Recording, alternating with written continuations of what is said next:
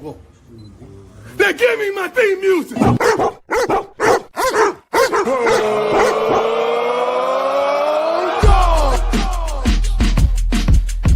Another Zach Nick production, Jones. Mr. Fingaz.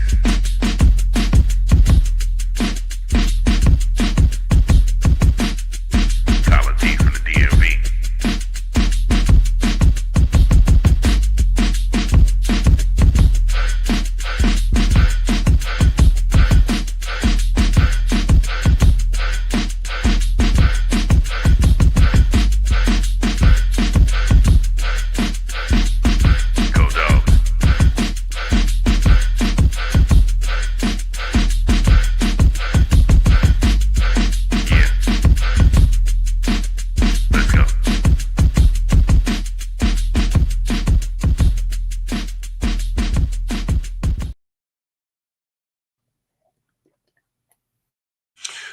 What it is, what it is, what it is, what it is. Good evening, ladies, gentlemen, and all people of all everything. We appreciate you tuning in to us this evening.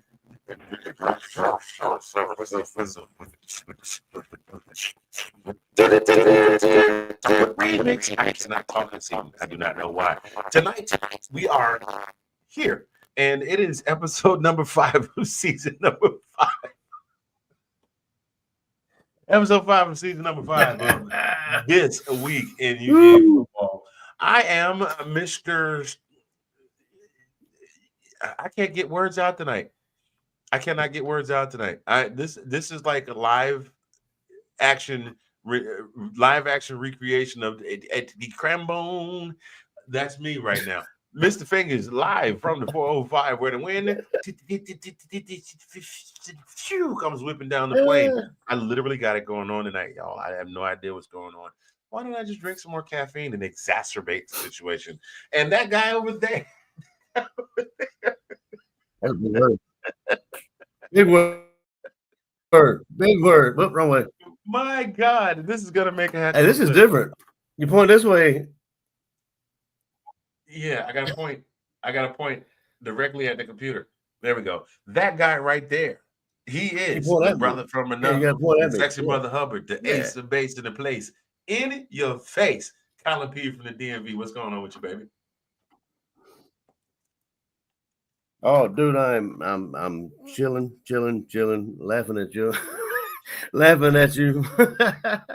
But no, man, had a great weekend. Had to be man with me. And you know, I was telling you earlier, man, I had another successful journey around this rock. You know what I mean? Yes, sir. So you kind of beat me to what I was going to do. But since you mentioned that, let me step in for just a second. I'll let you finish your comments. Ladies and gentlemen, not only are we excited to be here because it is episode 5 of our 5th season of this show, and we're always excited to share news and commentary on UGA football with you because you know we love our dogs. But this man right here, my brother, we have been rocking tight for about 16 years now because I met him right after I met my missus. So we've been rocking for about 16 years now. Is celebrating another trip around the sun. My guy, happy birthday to you, bro. Happy birthday, man. Yeah. Hey, I appreciate that. Absolutely. One more year and I'll be hopefully get the half centennial mark. But nah, man, just chill. You know, I had to work today. Today was actually my birthday. So, you know how it is when you get older. You just, I don't know. You just, you look for time to go to bed. But you never lied about that. I appreciate you, man. And you know what I'm saying? I'm gonna be honest with you. I'm happy that our paths crossed back again, and you know, can't be more thankful to Sean putting us back in back in touch, because I mean we didn't really lose touch, but we just didn't talk that often. Yeah, but we got back together. It was always like you never left. So, you know what I mean? Yeah, facts. You know, we catch up every now and again, send each other a UGA meme. Yo, did you see that? Yeah, I saw it. I think the most we talked following. I wasn't even gone yet. I just wasn't doing karaoke. Was 2nd and 26. That game. We don't even call it by name anymore. No. So, Too much painful, man. yeah, but you know what? We did. The guys, the program made up for it. The stammer is slowly starting to subside, y'all. I have no idea what's going on. Collin will tell you I was not having this problem when we were in the green room, and then the camera turns on, and there's the green light, and all of a sudden I'm just like, no, I got nothing. Man, the first 25 seconds of the show sound. You know that verse on what's that Will Smith song? Boom, shake, shake, shake the room. But he's got that verse, the fresh prince is who I am. Promise my mother I would never make a whack jam. Yeah, that one. Good God. Sean, I know Sean is watching right now. Shouts out, I got Sean Spencer in the comments. Hey. Look, man, this is gonna it's gonna be an outtake. Like the Jazzy Jeff remix of Peter Piper. A Peter Piper with peppers. Yeah, that's gonna be it. But anyway, the Dogs do manage to pull off another win. Another win, if you want to call it. I mean, okay, I'm not even gonna. If you have watched this show for any period of time, you know that Collin and I try to be as extremely realistic as we possibly can about the strengths and weaknesses of our dogs. We're not one of those shows that's gonna come on here and tell you George is gonna come in and beat the soul and will to live out of you. To borrow a phrase from one of our fellow Georgia content creators, that being the only Uncle Lou, talking about Georgia can come down there and beat your soul and the will to live out of you. You dummy. That's God's hilarious. Anyway, we're not those people that are going to come on here and tell you that. We're going to tell you what we think. Even in a win, we're going to tell you, could have been better. It was missing something. Needs a little salt. And that's, I mean, you know, Collin, you can attest to that, right?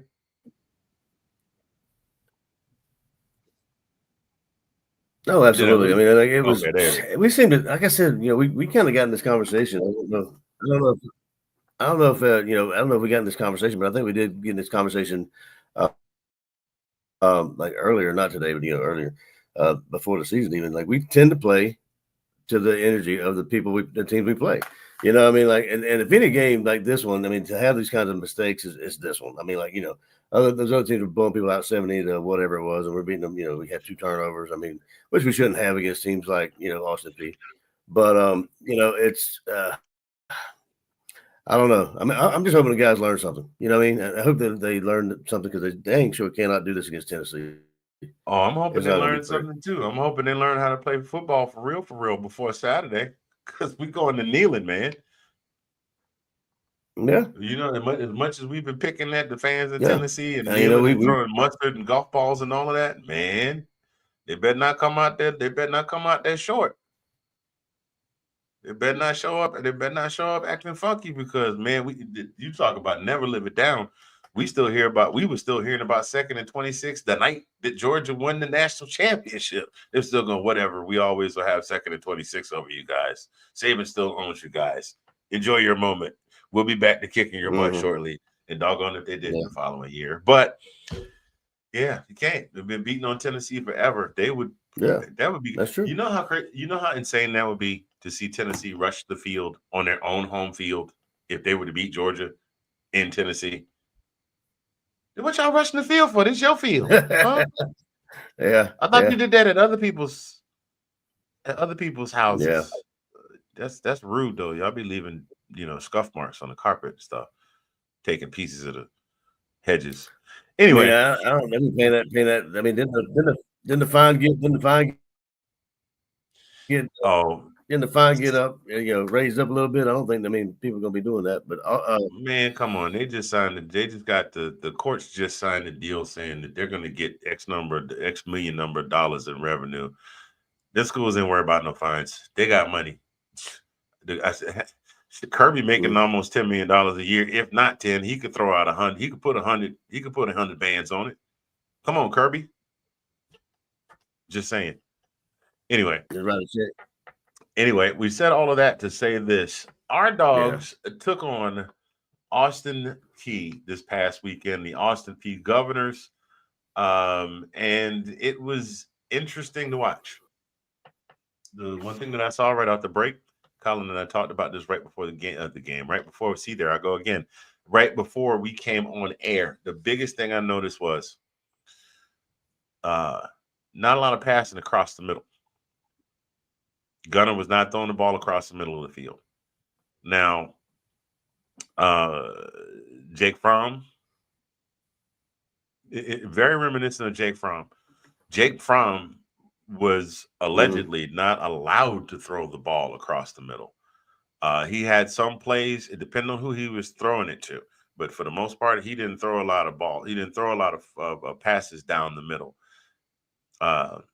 And I mean, he got to cut loose and throw some deep balls every now and again, but he didn't get to throw a lot of passes across the middle. And now it's making it, if that's the case, and this is the protocol, that's cause for concern. I mean, what do you see what do you think when you hear about something like that? Absolutely.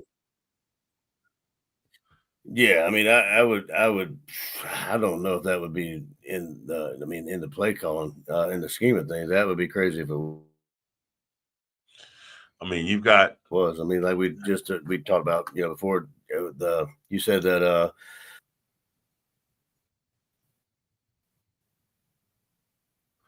you froze on me, buddy. What'd you say?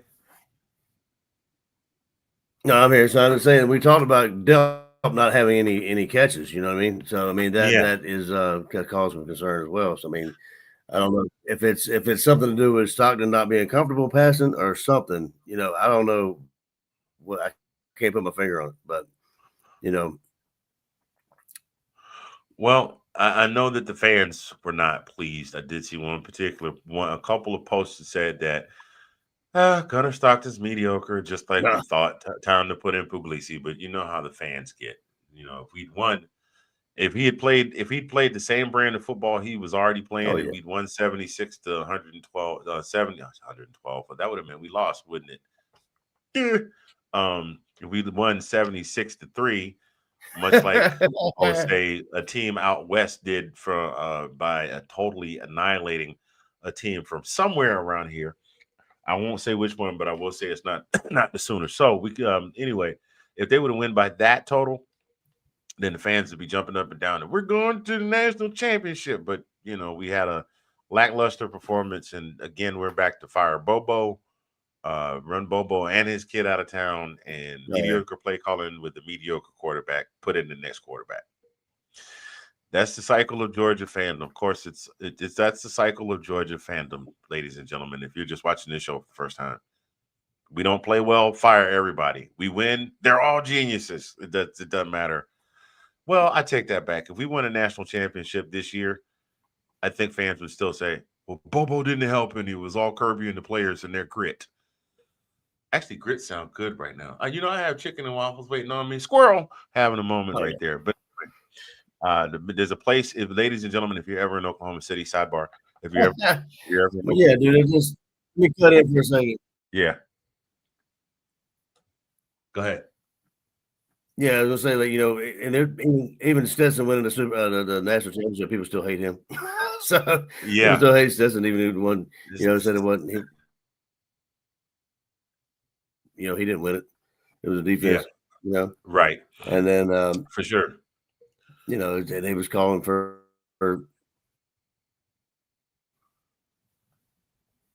Yeah, you're right. There was a lot of call for him. Yeah, there's a lot of call for put in Brock, and then Brock decided to transfer. And suffice to say, he's now retired from the sport of football after one season as the starting quarterback at Kentucky with the Wildcats.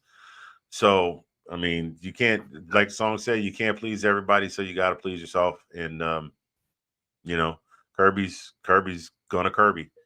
But looking at this game here, nothing.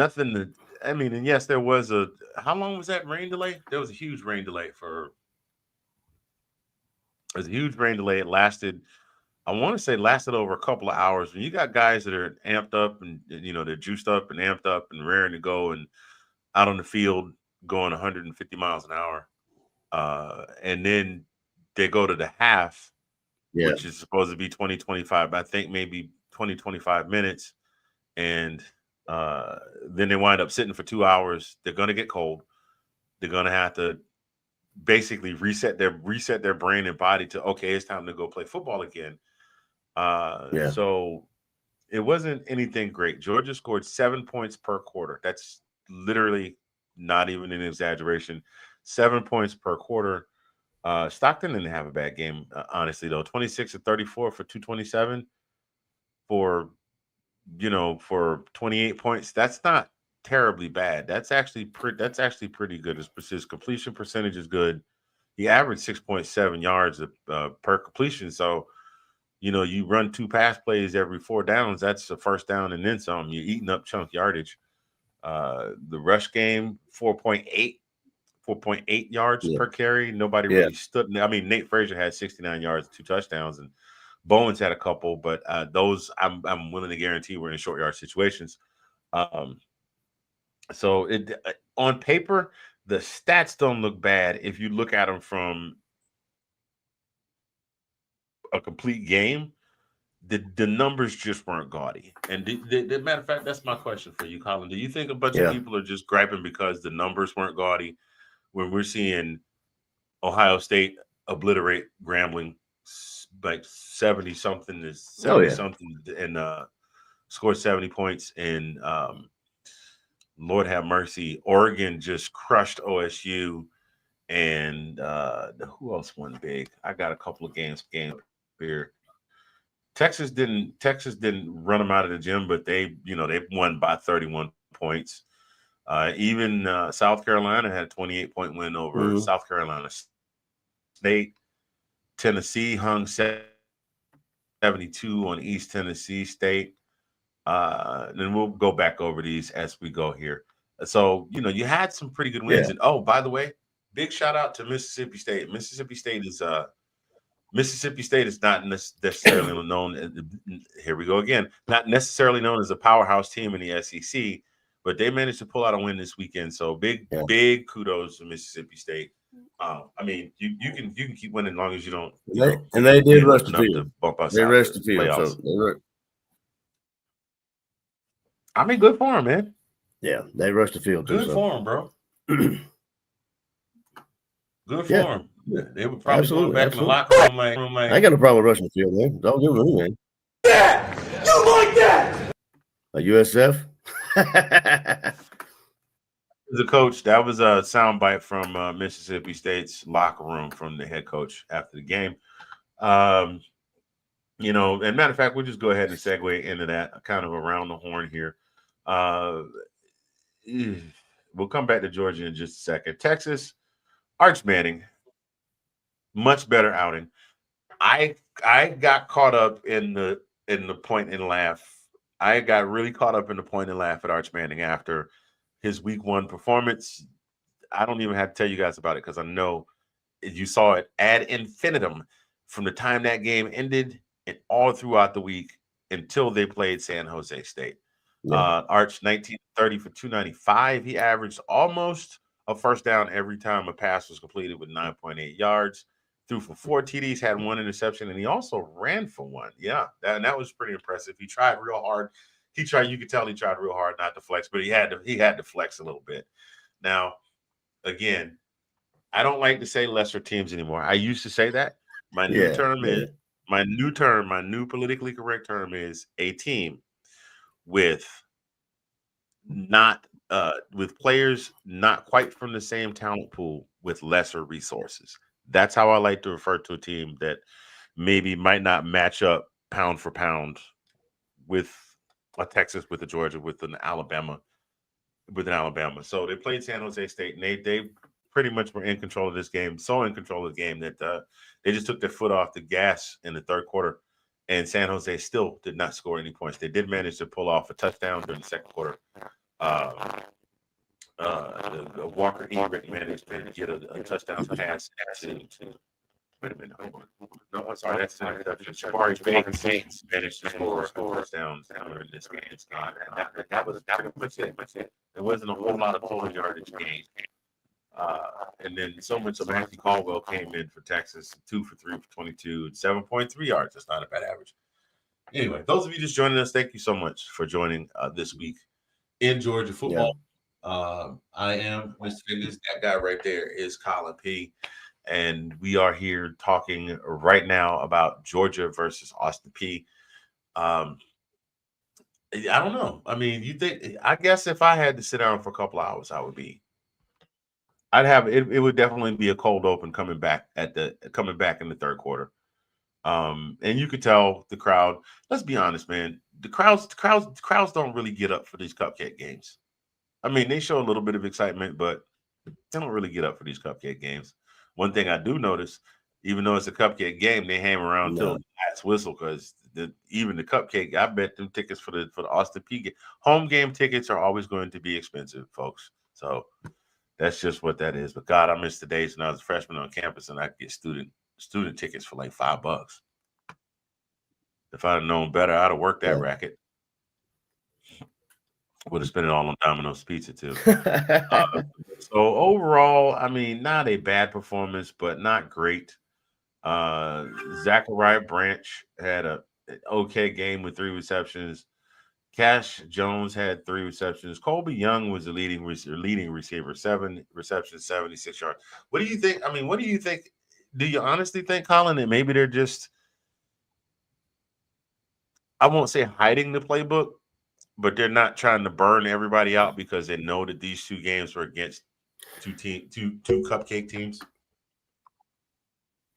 Well, I mean, I would like to say that we're not. Hang on one second. Let's see if that's better. Yeah, I would like our hand, but I mean, I don't know. I was kind of concerned. I mean, kind of like, Stockton. You think Stockton maybe he's not comfortable? I mean, like, he looked comfortable the first game against Marshall, but he kind of looked a little skittish this time against Austin P. But was it Bobo calling those plays? I mean, I don't know. I mean, I really don't. I don't know. We seem to have revert. You know what I mean? We seem to revert it back to the bubble screens, man. Lots of screens, and that's one of Bobo's signatures, man. You almost live and die by that. The problem is when you live by that, you die by that, because after a while they know that if they know that on this yardage situation and they see the formation, they go, up. Frazier's in the screen. I'm gonna key up on him. That's where the ball's going. And I do now. Here's one thing that really concerned me, and I talked about this. You probably saw the video. To close the half, I believe Georgia started. Well, they didn't start that series, but they worked their way down into the red zone. They worked their way into not just inside the 20. They had a goal to go. 7-8 plays, 3 or 4 incomplete passes, several runs for no gain. They couldn't get in the end zone. They couldn't get in the end zone to get a score to cap off the first half. That was a source of concern for me. Even the last play, the defensive lineman blew the play up, blew by the defender, managed to reach out and grab Gunner while he was trying to pitch the ball off, fell to the ground, and still managed to make the stop. That's a source of concern for me, because that's one of the plays that Georgia lives and dies by. I mean, we saw it a lot last year with Nate. Cash got him a couple that way. You know what I mean? So I don't know. That's something I don't like. If you can't, and the reason that concerned me, of course, is if you can't score on Austin P, what are you going to do when you got goal to go against Tennessee? Yeah, that's what I'm saying. Is like I don't know. Yeah, no, I agree. It's like I agree with you, man. What do you think about that right there, Collin? Question from our guy, Sean Spencer. Ladies and gentlemen, boys and girls, before Collin answers this question, Sean is the epitome of the word workaholic when it comes to this thing that we do as far as content creating and podcasts. I won't say he's built an empire, because right now we're all just doing it for the love of. But when I tell you that if they were all monetized, it would definitely be amazing to see. At last count, if you look in our description, you look in our video description, there's about 17, 18 shows either that are part of the family of shows that branched off when they talk about coaching trees, that branched off from the original show, Let's Talk Football, or shows that are affiliated with Let's Talk Football. And every single person that is listed in in those contents, myself and Collin included, have appeared in some way, shape, or form on a Let's Talk Football show. So you get a chance when this show's over, or even if you want to click over now, because at this point you've watched long enough for you to count as an official view. Thank you so much. We appreciate you. We appreciate you. But go head on over to Let's Talk Football and check out some of their content. They are absolutely amazing. His show, the Commander show, the college show, the ladies show. There's another show called The Roundtable. It's got a guy that looks a lot like me that's on that show. So you can check all of those out. Anyway, from our guy Sean, do you think this guy? Do you think you guys? Remix. There we go again. Do you guys think this is the last year for Bobo at OC? I'm gonna let you go first, Collin.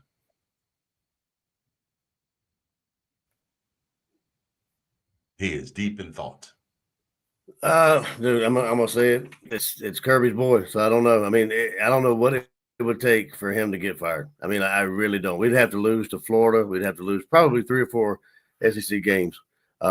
Handedly, offense of the fault of the offense for him to get fired. I don't think he's going to get fired. I think he's there for a couple more years. We did lose a couple of SEC games last year. I don't know necessarily. Oh yeah, we did lose one very handily. Thanks a lot, Lane. And then we almost lost the second game handily. We managed to muscle our way back into it when we played Alabama, but we still fell short. So right.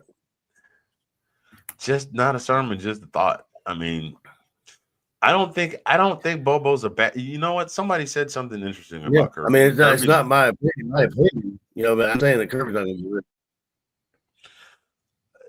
One of the things about Kirby is we know that Kirby is a defensive minded guy. He played DB. He was I think he was a D coordinator in Alabama, won a national championship there as a DC or assistant DC or something like that. So he's a defensive minded guy, and he is an incredible mind when it comes to defense. Some of the things that he's been able to do, just cobbling guys together, is amazing.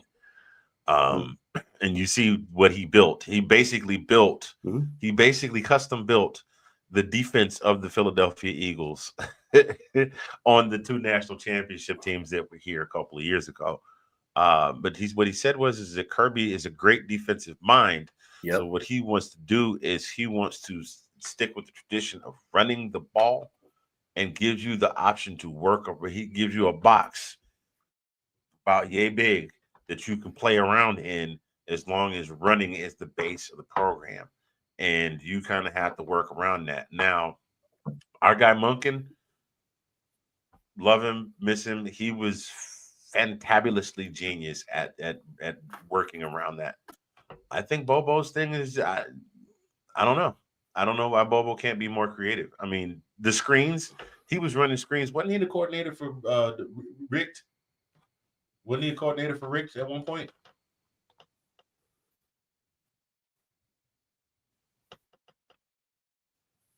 Yeah, absolutely. Yeah, he was coordinator for Rick. Yeah. Yeah, and we saw a lot of that with Rick too. Yeah, he was quarterback. Swinging gate right, swinging gate left. Absolutely. I'm saying like Bobo. Yeah, Bobo's cookie cutter. Yep, Bobo's cookie cutter. And then I thought this year maybe that, he would be different, but we're seeing more of the same. Well, some people just thought it's almost like we want you to do something different. Okay. Next play. What was that? That was the exact same thing you ran the last play. Yeah, but I did it from the other side and then I lined them up in different order. Exactly. Wanted. And that's kind of, I mean, that's not far off the mark. I don't want to dog Mike Bobo. Mike Bobo has been a part of this program and contributed to some great wins, but there have been some very frustrating losses under Bobo as well. I mean, and had quarterbacks who are heralded way higher than Stetson Bennett, even though Stetson is the only one since Buck Bellew to win a national championship. I mean, you've had Aaron Murray. You've had You had Aaron Murray. You had our guy, Matt Stafford. Yeah, and he's been coordinator for them. Yeah, so do I want to see a change? Do I want to see a change at OC? I'm going to reserve my judgment for the remainder of the season. If it looks like there's not a whole lot of changing and he just basically small tweaks to what he's already doing and it's not really working, then I would think it would be time for Kirby to have that talk. I mean, you see how long it took Lincoln Riley to fire Alex Grinch. Yeah, Alex Grinch was his boy. They were Martin and Will, bad boys for life. We ride together, we die together, bad boys for life. And he finally had to cut him loose. So we'll see.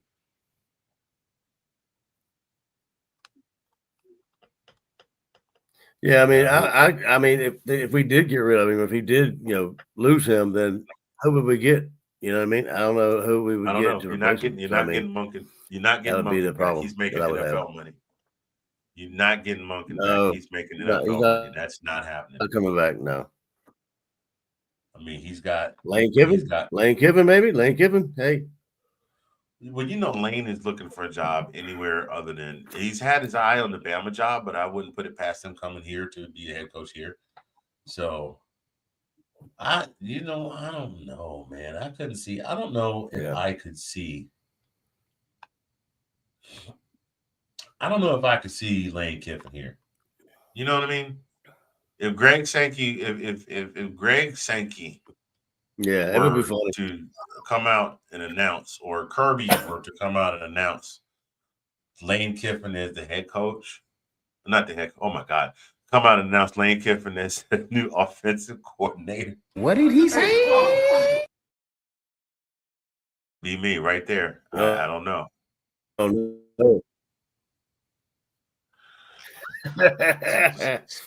Now, answer this question real quick, and then we're going to take a quick break and then come back into and get into some of these other games that we talked about. Spitgate, what do you think? Your feelings on that?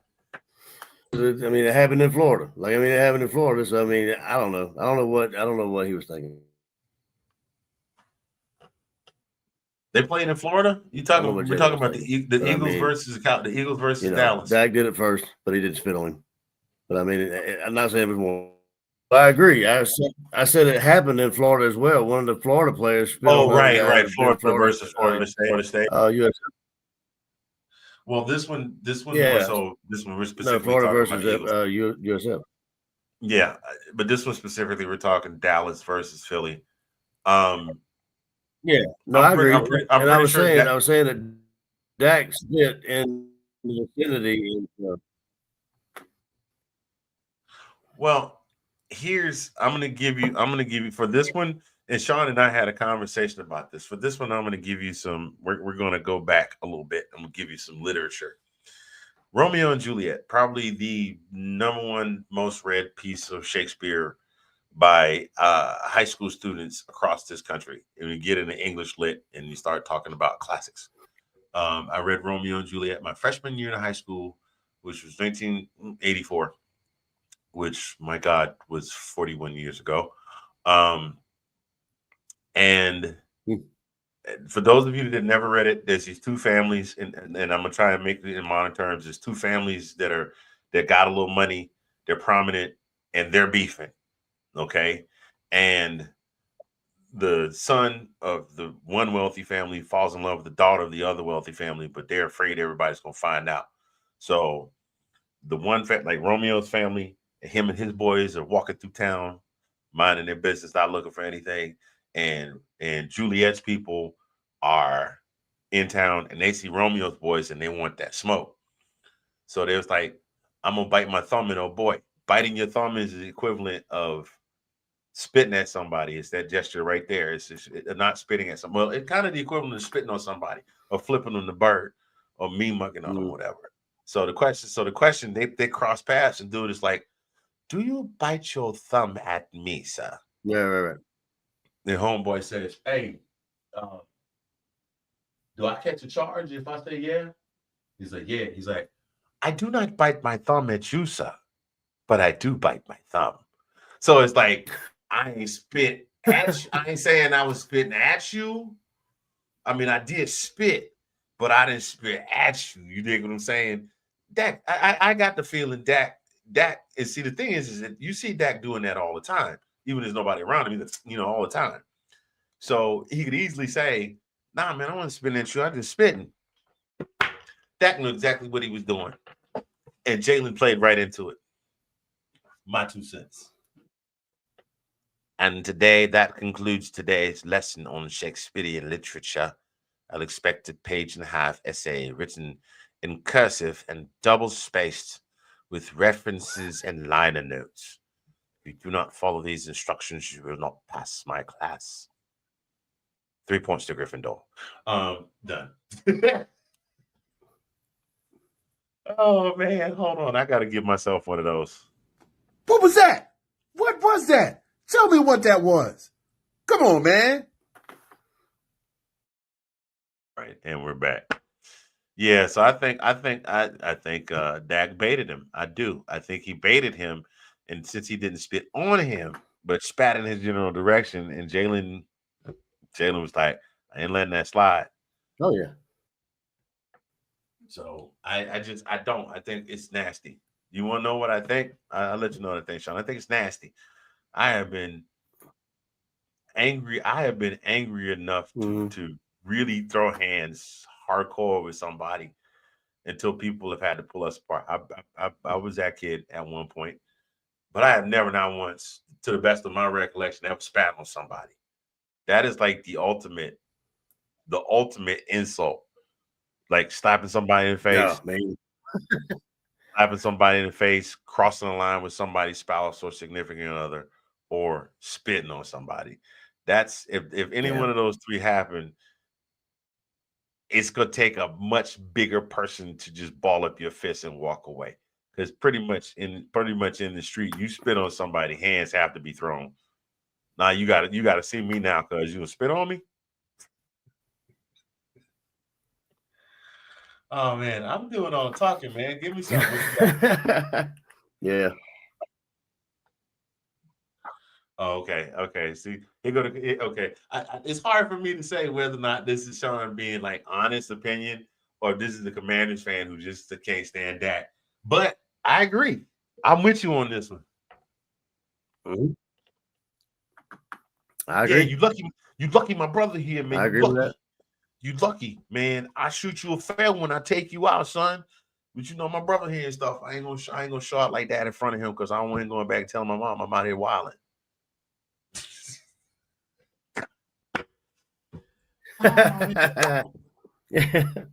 Man, oh man. All right. Hey. We are going to take a very quick break. Thank you guys so much, those of you that are watching this week in UGA football. Mr. Fingaz here, Collin P from the DMV right there. And y'all bear with me, because we changed platforms, which made Sean very happy, by the way. We're no longer using the previous platform we were using. We are now officially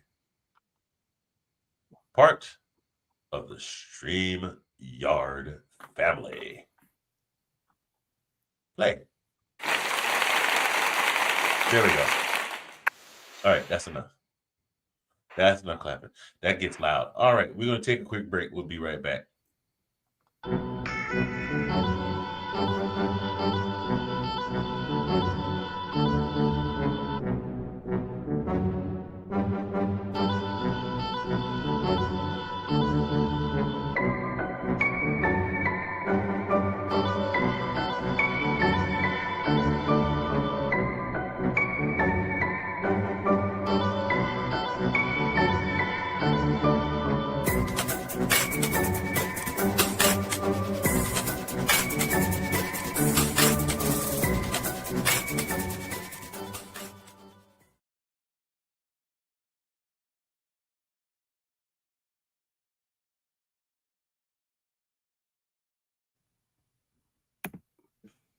And we're back, ladies and gentlemen, boys and girls. Thank you so much for tuning into this week's edition of This Week in UGA Football.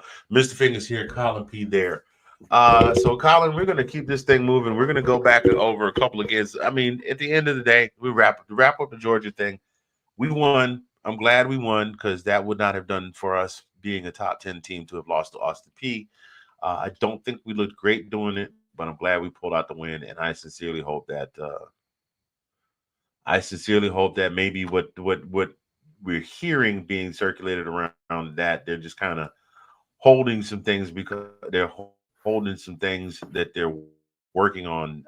I just hope it's something they've been practicing all along and not some stuff they just started practicing today that they're going to break out for Saturday. Yeah.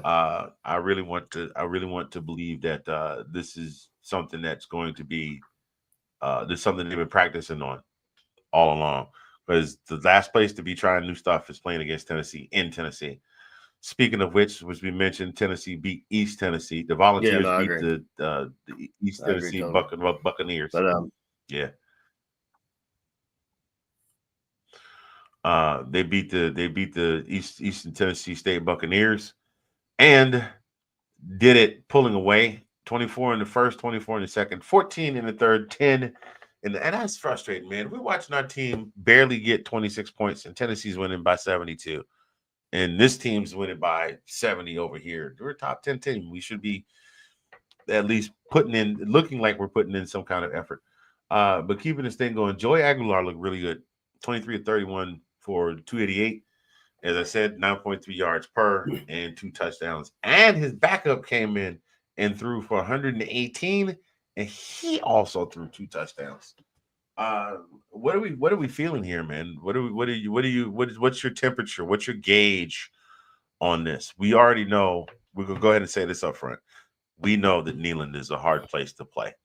It's maybe not be as difficult as Bryant-Denny or Jordan Hare or Tiger Stadium, or hell, even South Carolina with the landslide and the white towels.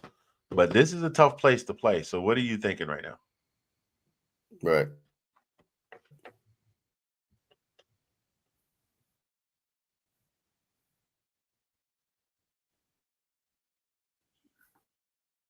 Did I lose you, brother?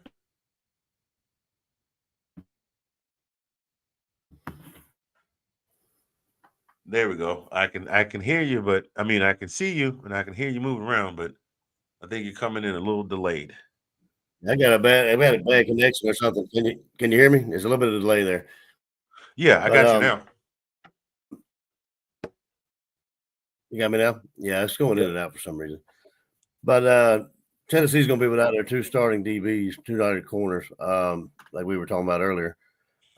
So maybe we can exploit that. But I mean, I don't know. I'm looking for a different game than we played with Austin P. But I mean, this is East Tennessee State, they only 72 on him, but Aguilar looked good. And, like you said, the backup quarterback, he got in there and threw over 100 yards and 2 touchdowns. So if we're not careful, they'll do the same thing to us. I haven't seen too much for our defensive, our backfield. I don't know if we're going to get exploited by that or not. Yeah, and it's exactly. And that's when we talked about. You think our defensive line is going to hold? I think our defensive line will do. I think our defensive line would do well. Again, this is going to be the first real test we've had all season. I mean, we played 2 teams that we played Marshall and we played East Tennessee State, and not East Tennessee State. We played Marshall and we played Austin P. I'm looking at Eastern Tennessee State here. Sorry about that. And we beat both teams by double digits. Marshall, we won pulling away, and Kirby put the brakes on and let us put the training wheels on and put a couple of other guys in. But this is the first real test for our offense. This is the first real test for our defense. This is the first time our defense, our very young defense, by the way, is taking on an offense. Taking on an offense with where the hell did the stats go that I had pulled up? With a quarterback that's already thrown for almost 600 yards in 2 games. Again, against teams with lesser resources and maybe not as large a talent pool to select from. But still, this is where the rubber meets the road. So I'm going to sit back and see. I still think that we can win this game. I still believe we can win this game. I do still think that we are the better team. I do still think that we are the better team. I think Josh Heupel is coming even as a head coach is coming into this game with the knowledge in the back of his mind that Tennessee hasn't beaten Georgia in a good long while, over the course of multiple coaches. So that's, you know what I mean? Even if you only lost to that coach once, you're still going, man, this program hadn't beaten this coach, God knows when. So I think we're going to kind of have that on our side, but we have to exploit every single iota of that. That means defense has got to be on point. That means the offense has to, if not be a blockbuster, to not make dumb mistakes and turn over the ball. Those two fumbles were unacceptable. Fumbles against Austin P. Lost to Austin P. Can't do it.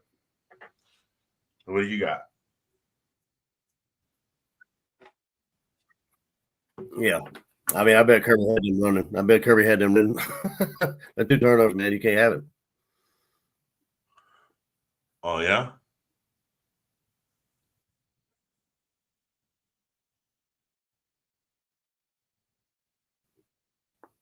But you got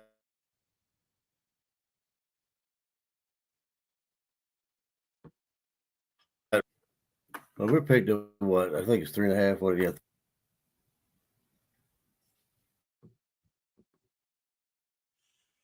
We are, let's see, where is this game? I got it right here.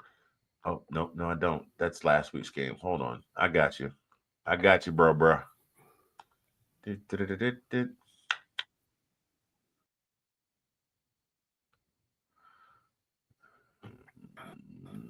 It's taking forever to load up. Boy, we are having ourselves the time. We got off to a fast start. We got off to a fast, crazy start, and now we're just kind of lazily drifting down the river. You know how that goes. All right, versus Georgia. Come on, guys. Game is 2:30 p.m. Eastern on the ABC. Looking forward to watching that because we couldn't watch the game at all this weekend. Thanks so much, ESPN plus Super Chat, whatever it was. Right now, Tennessee is favored. Let me see. No, I'm sorry. The ESPN Sportsbook has Georgia at a 3.5 point favorite. But the matchup, the ESPN matchup predictor has Tennessee right now predicted as a 51.5% victor, 51.5%. But we're favored by 3.5 points. So basically, I expect this. I expect it to be a close game, and at some point, probably later in the game, somebody will break it open. Hopefully us.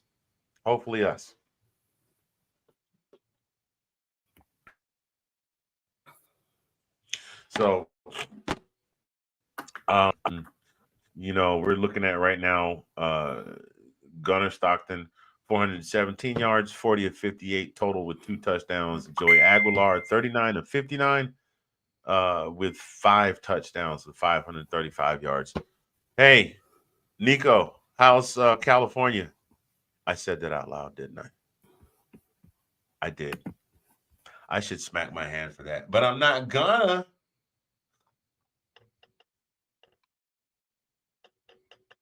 Okay, that's not gonna play. Alrighty then. Well, here we go. We'll let Foobs jump in. What?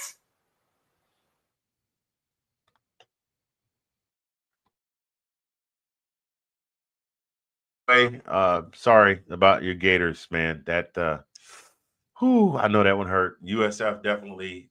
USF made almost $600,000, I think it was, for the privilege of beating Florida.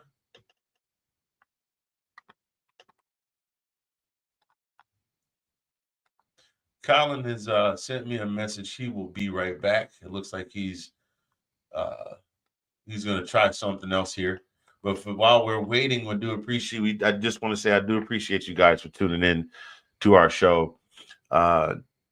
This was a concept. This was an idea that was originally started with me and Sean. And Sean said, hey, you got your Georgia guy.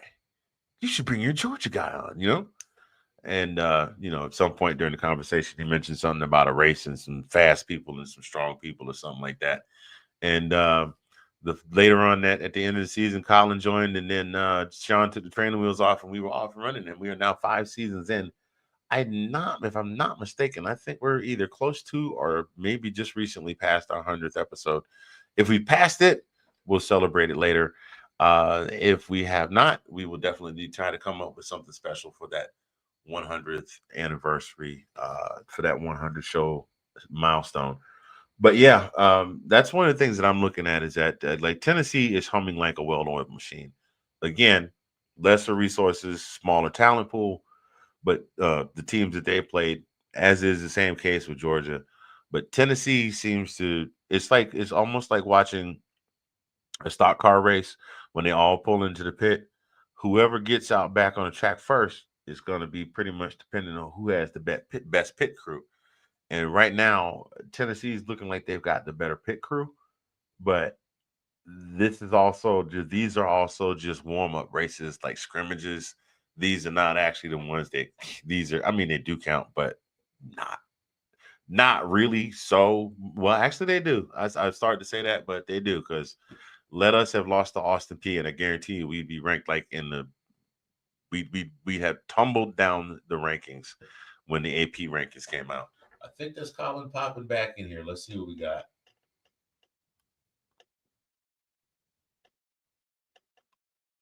There he is. He's going to pop in on us here shortly. Collin P is back. There he is. How you doing? I think I'm better now. What do we think? I think I'm a little bit better. Better connection. Okay, that works. That 100% works. What do you think? Yeah, looking better, and you're not as much. I mean, you still got a little lag, but not as bad as before. Ladies and gentlemen, he's back. Oh man, you know what? What's going on? All right, so where we're in. So what say?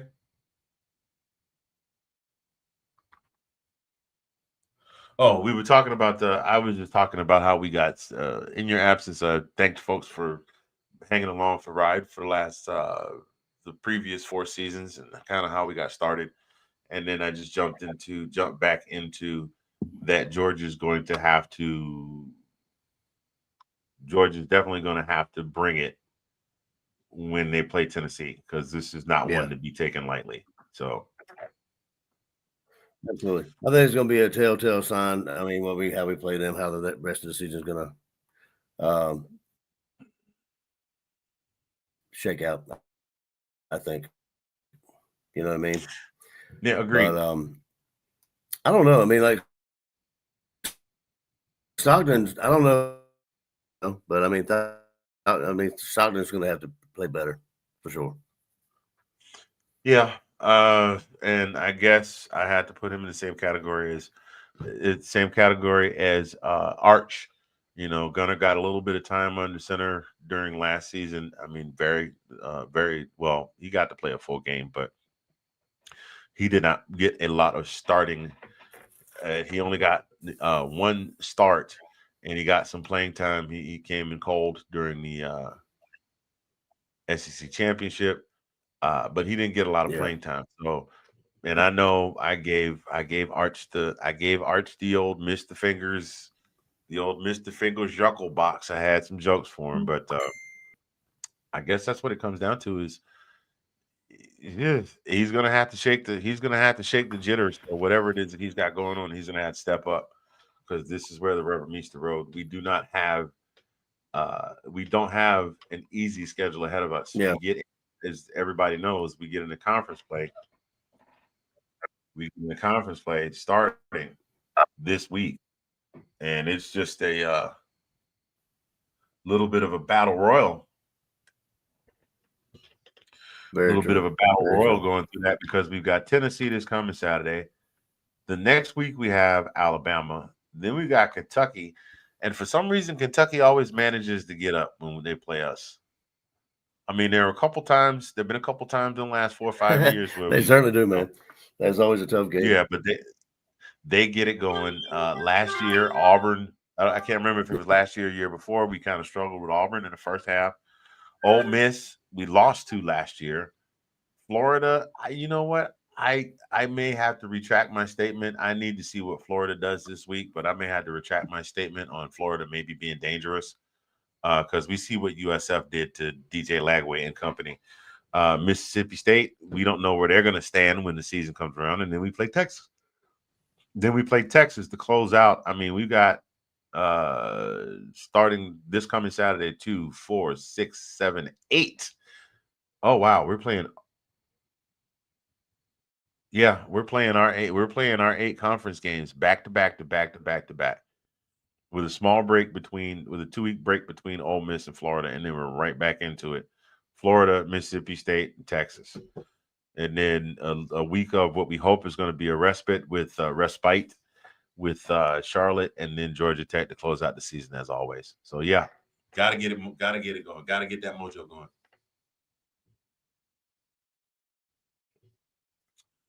So what are you thinking, man? He's gone again. Well, alrighty then.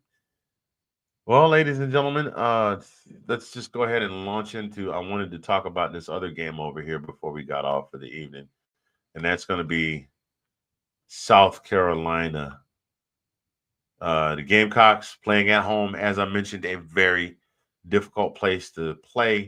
I don't think we have them on our schedule this year. We do not have them on our schedule this year.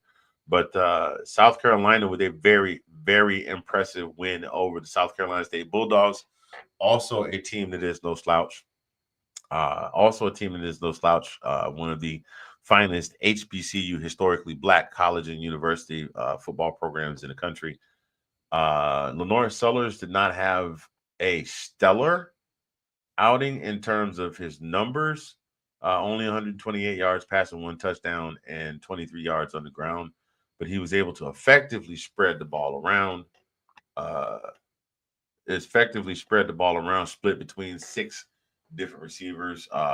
Van Darius Jacobs being the sole receiving touchdown with 57 yards receiving. But these guys put up a goodly amount of yardage on the ground, 125, spread between 8 ball carriers, including Sellers himself, Oscar Attaway being the lone rushing touchdown.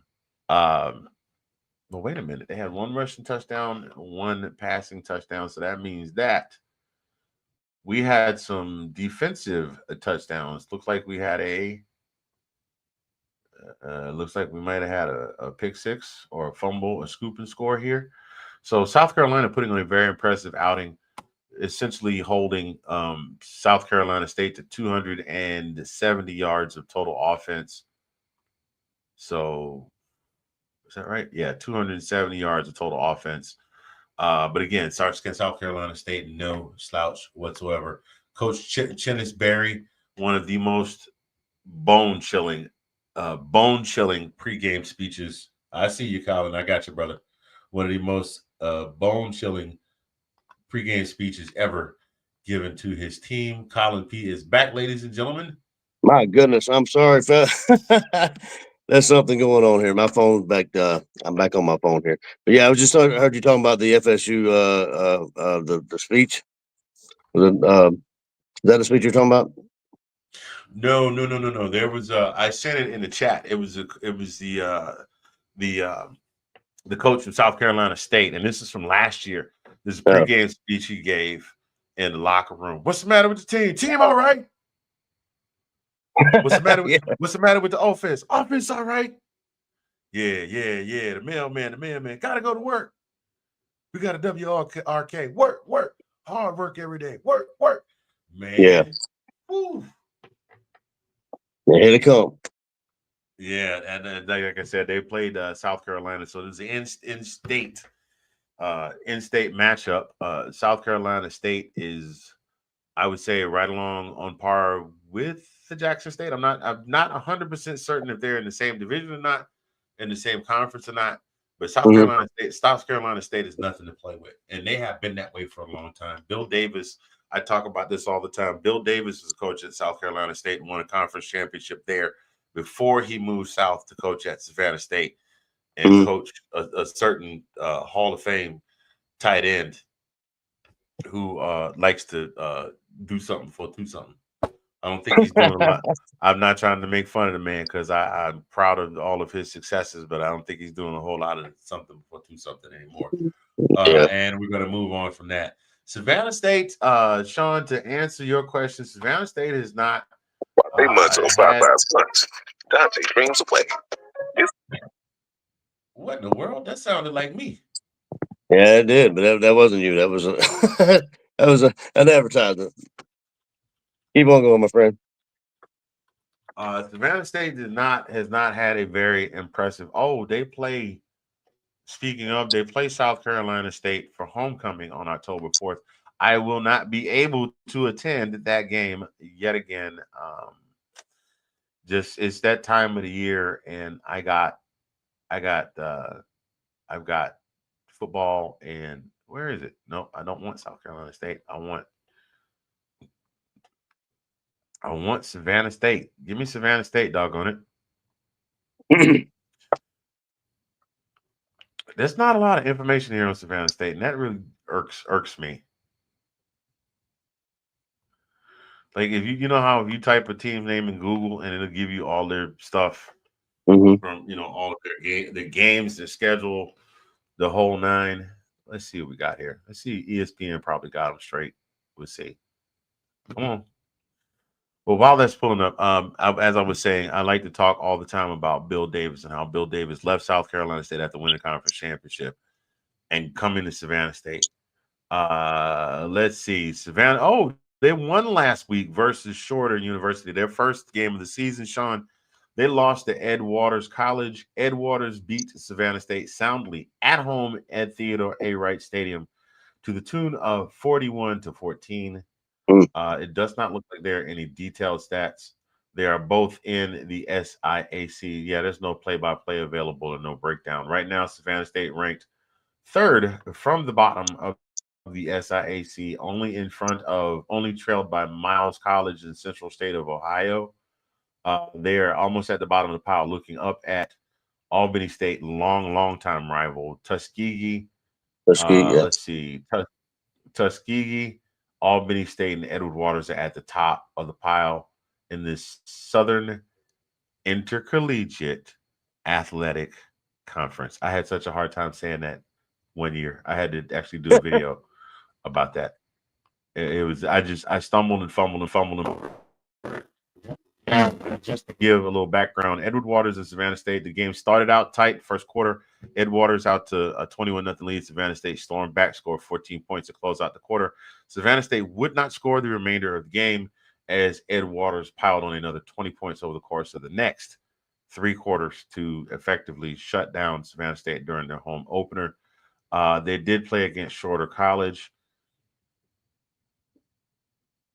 What conference is Savannah State in? Did you say that? The SIAC. SIAC. Southern Intercollegiate Athletic Conference. Yeah. They are D2? No, I think they dropped back to D3. They had progressed at FBS. FCS level and wound up rolling it on back after their coach, the one coach left to go to, I believe it was Virginia Tech. Let's see. Savannah State did win its second home game of the season against the Shorter Hawks at T.A. Wright Stadium. This not a lot of action in this game. Scoreless first quarter. Savannah State scored a field goal in the second, one in the fourth, and a touchdown in the third to put away Shorter. They are now 1-1 and 1-1 overall and 1-1 in the conference. So hope does spring eternal. Hope does spring eternal. They've been through a lot of personnel changes at Savannah State since their coach left at the end of the 2020. Let's see, he left at the end of the 2025. He left at the end of the 2022 season, I believe it was. They've been through several personnel changes since then. And a lot of the 4-star, 5-star guys that are coming out of Savannah Christian Preparatory School.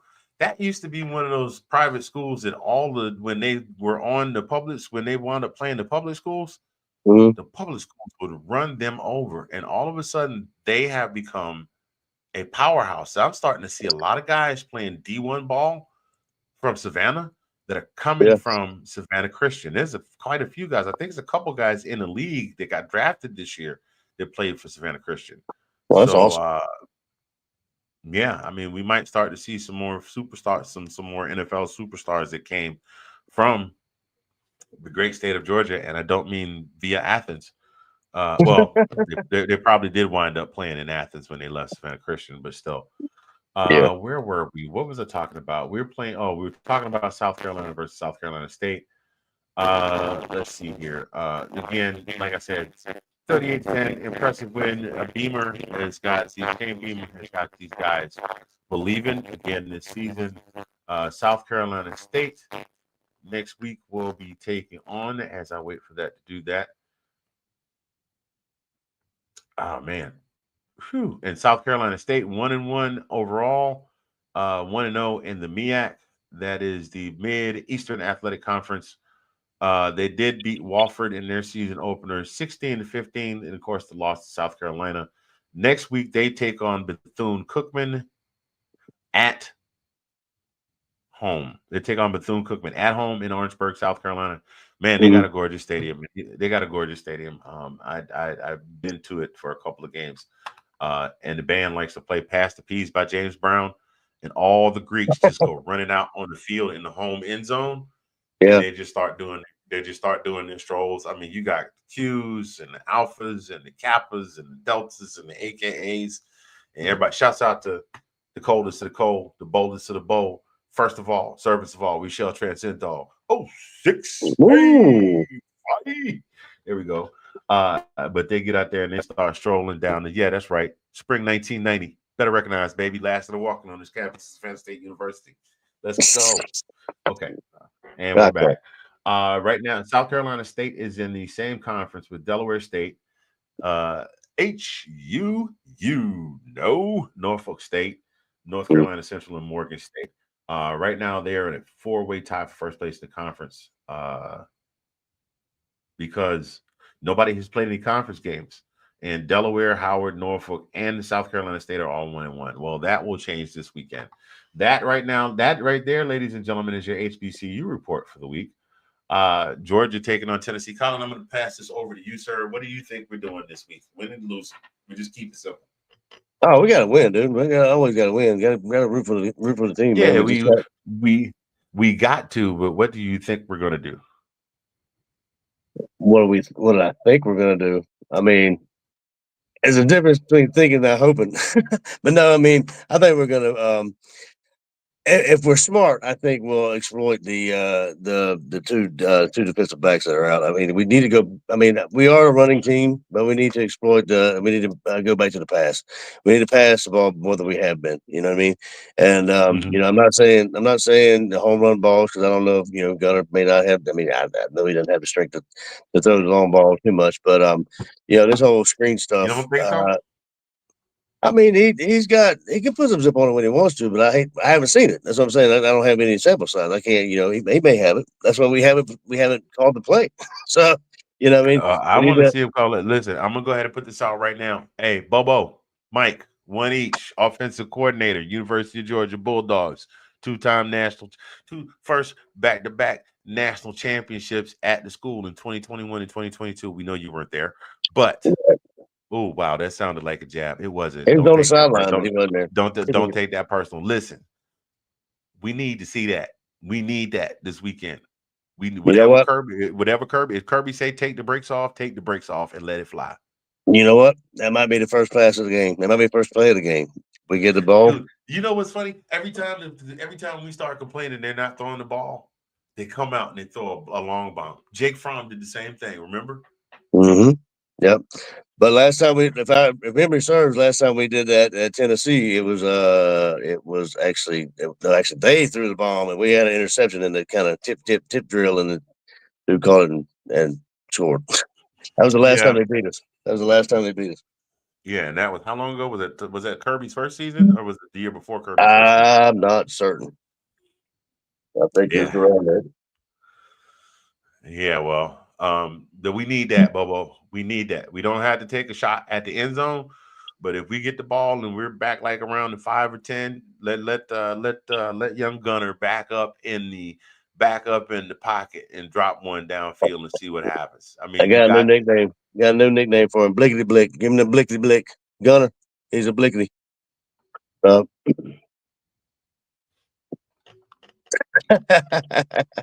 You see my face, right? Where? That was funny. I mean, I'm not gonna ask a dumb question because I know what a blicky is, but I'm just. It's gonna be a dumb question, a dumb answer. Nah. What was that? What was that? Tell me what that was. Come on, man. I can't. I was trying to think of a good nickname for him, but I can't. I don't think that. I mean, Gunner's good enough as his nickname. So, but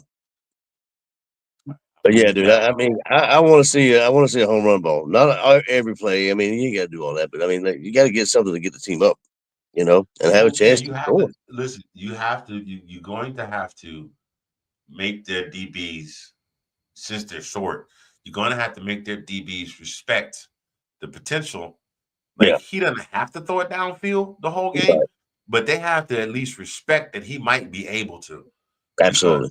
If there's any possibility that they sniff in the water that he doesn't have it in him, all they got to do is bunch up close and wait for bubble screen right, bubble screen left. Yeah. And it's a wrap, because then playing in close, that also bunches up the run game. So what are we doing? So I'm going to say this again. Bobo, Mike, one each.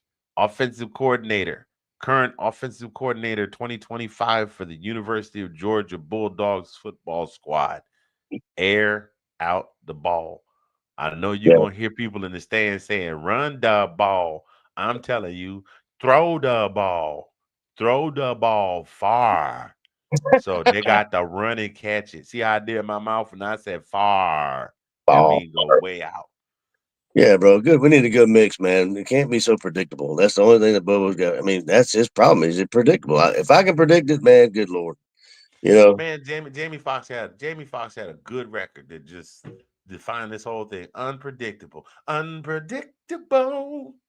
We about to do something you never seen before. I can't remember last time he's done something I ain't never seen before. But yeah, I mean, it's sad that you can almost call out the playbook. Okay, they ran the bubble screen right. Now they're gonna cash up the middle. See, told you. Yep. All right, cash up the middle, bubble screen left. See, told you. Yep. Jet sweep with the pitch back to Gunner for the flea flicker. Up the middle. Up the middle. I want to see a good mix of plays. I really want to see these young men do well, and I think they can. All the potential and talent is there, and they have one of the best head coaches sitting at the helm. And I don't know why I'm gonna leave that alone. I don't get paid $10 million to make those decisions, so I'm gonna shut up about that. All I know is I would like to see them win this game, and that's all I've got on that. You got any final thoughts before we get off of here tonight? I mean, no, not more than what I've just said. I mean, like, I want to see some growth. I mean, like we played 2 cupcake teams at the beginning of the season, and played one very well against Marshall and not so well against Austin Peay. Made some mistakes. I mean, this is a telltale for me, man. I mean, be honest with you, this is a telltale for me for the rest of the season. How I think it's going to go. And if we win, I mean, I'm looking for a dub, but I mean, I'm not looking for a blowout. But a good game is what I'm looking for. I'm looking for no mistakes, no turnovers, which is always good, but sometimes inconceivable. But cut them down. What's funny and sad at the same time is I'm thinking to myself that the only growth Mike Bobo is going to have as a coordinator is if he leaves any food uncovered in his refrigerator for about 3 weeks. That's bad. That's bad. Yeah, I could give myself a shot. I feel you. I feel you. Well, ladies, gentlemen, boys and girls, it has been our pleasure being your host this evening, griping and complaining about Mike and Bobo. Hopefully, come next Monday, we'll be saying, hey, Bobo actually coached a pretty good game, and the boys look good winning the game. And that's what we're hoping we'll be able to say when we see you again. Yes. In the meantime, between time, any other final thoughts before we get out of here, brother? Nah, man. Other than go dogs. Oh, go dogs and enjoy the weekend. College football, baby, is back. It is definitely back. You know who else will be back? Rev is in the studio next door recording his prediction for the game, and that will be out on Wednesday. So you guys stay tuned for that. Yeah, he had some stuff to tend to this week. He couldn't this weekend. He said he had to something about going to the bank to get 1s and 5s and going to do a little something. So I don't know. I just hope that he's going to be in proper condition to do his segment for Wednesday. So anyway, let's hope so. I missed the guy. I ain't seen him in the first 2 weeks. I was wondering what happened to him. Hope he's all good. But look, he said just like the rest of the fans, he wasn't paying $350 a ticket to go to the cupcake games. So I guess. Yes, Lord. And you can lead a horse to water, but you can't make it pay $350 for seats in the nosebleeds. Amen. Amen. Rev will be back. His first segment will air on Wednesdays, and then for the remainder of the SEC, it's part of the schedule all the way through into the end of the season. Rev will be making some sort of appearance somewhere. So you guys stay tuned for that. We're going to get out of here. We appreciate you all very much for tuning in. We're going to get out of here. That was the other platform. Okay. We have switched platforms, ladies and gentlemen. We were using a platform called Talk Studio, and now we have switched over to the rest of the podcasting world who uses StreamYard, who has all these amazing features. The applause on the other platform was really long. This one was like, so I'm gonna have to find a longer applause, and I definitely need my air horn. We're gonna get that on here as well. But you know, for those of you that are wondering who we have been, Who I am? I'm a dude playing a dude disguised as another dude. we thank you so much for tuning in, ladies and gentlemen, girls. On behalf of Collin, we'll get to Sean. I'll do a separate video on that, sir. I didn't mean to ignore you there, sir. I'll write that down. I'll give you a little something on that. I'll do some more talking about the weekend games as the week progresses. But we're going to get out of here on behalf of myself and my colleague, Collin P. from DMV. We will see you all again on Monday, if not sooner. In the meantime, between time, be good. And go dogs. And go dogs.